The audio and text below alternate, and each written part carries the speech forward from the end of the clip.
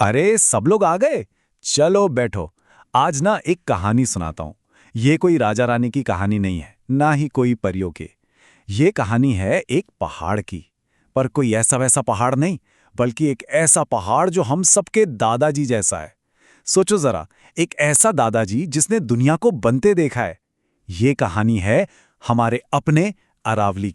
अच्छा, कहानी शुरू करने से पहले एक बात बताओ। कभी सोचा है कि क्या पहाड़ भी बूढ़े होते हैं? हाँ, बिल्कुल हमारी तुम्हारी तरह।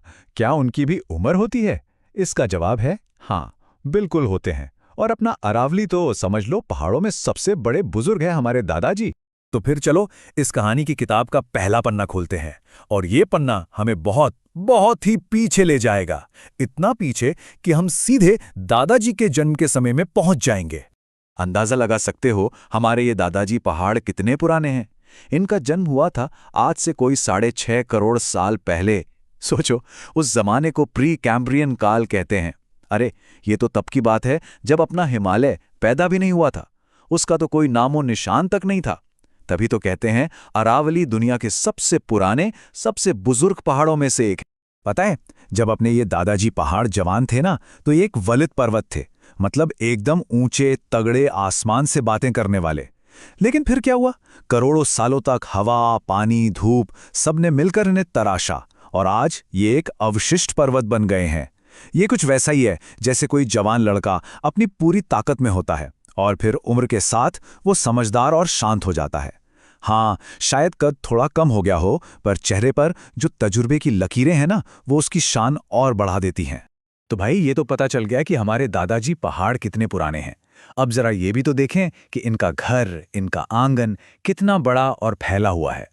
देखो, अरावली का जो घर है ना, वो दिल्ली से शुरू होके सीधा गुजरात तक जाता है। कुल मिलाकर 692 किलोमीटर लंबा। लेकिन सबसे मजे की बात यह है कि इसका सबसे बड़ा हिस्सा, करीब करीब 80%, यानी कि 550 किलोमीटर, वो हमारे अपने राजस्थान में है। मतलब ये तो अपने घर के ही बुजुर्ग हुए। और राजस्थान के अंदर भी इनका रुतबा कम नहीं है। सोचो, पूरे राजस्थान का 9% हिस्सा तो यही घेरे हुए हैं, और यहां राजस्थान की 10% आबादी रहती है। तो ये सिर्फ एक पहाड़ नहीं रहा, ये तो लाखों लोगों का घर है, उनका आसरा है। अब देखो, कोई भी बड़ी कहानी हो, उसके कुछ खास हिस्से या अध्याय तो होते ही हैं।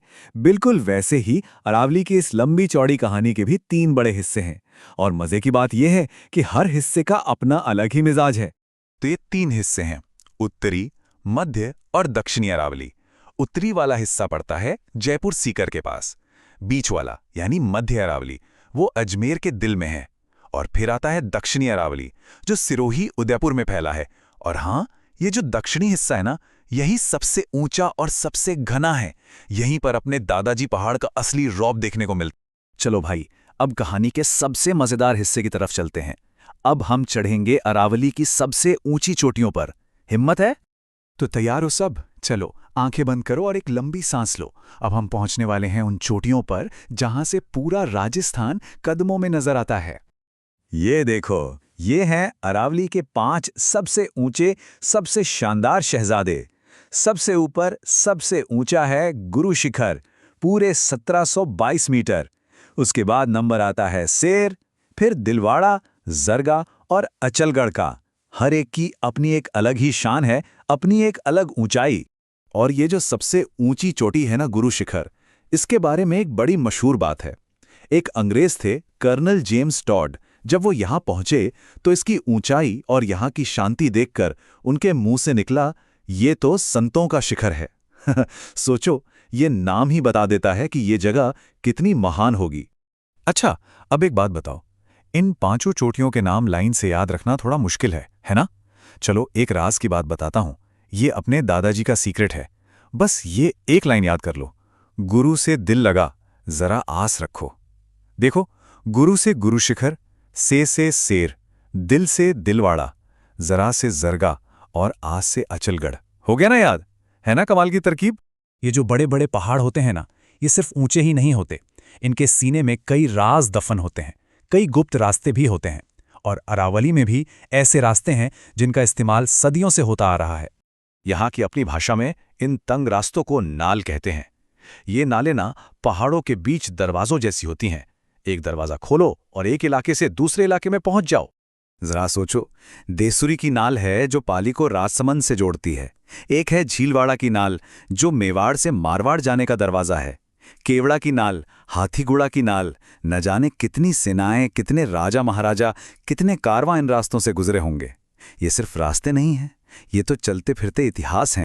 तो कहानी के आखिर में चलो ये समझते हैं कि हमारे ये दादाजी पहाड़ सिर्फ पत्थर और मिट्टी का ढेर क्यों नहीं है। ये तो हमारे रक्षक हैं, हमारा खजाना है और एक तरह से हमारी जिंदगी देने वाले भी हैं। तो क्या क्या देते हैं हमें ये दादाजी पहाड़? देखो, सबसे पहले तो ये एक दीवार की तरह खड़े होकर थार के रेगिस्तान को आगे बढ़ने से रोकते हैं। बनास और लूनी जैसी कितनी ही नदियां हैं जो इन्हीं की गोद से निकलती हैं। इनके सीने में तांबा और जस्ता जैसे कीमती खजाने भरे पड़े हैं। और तो और सरिस्का और रणथंभौर जैसे जंगलों में न जाने कितने जंगली जानवरों को इन्होंने ही तो पनाह दे रखी है।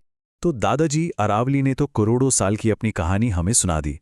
अब इस कहानी का अगला पन्ना वो हमें और तुम्हें मिलके लिखना है। अब ये हम पर है कि हम इनकी कहानी को आगे कैसे बढ़ाते हैं। क्या हम इन दादाजी की देखभाल करेंगे या इन्हें बस यूं ही वक्त के भरोसे छोड़ देंगे? ये सवाल मैं हम सब के लिए यहीं छोड़ रहा हूं। इस पर सोचना जरूर।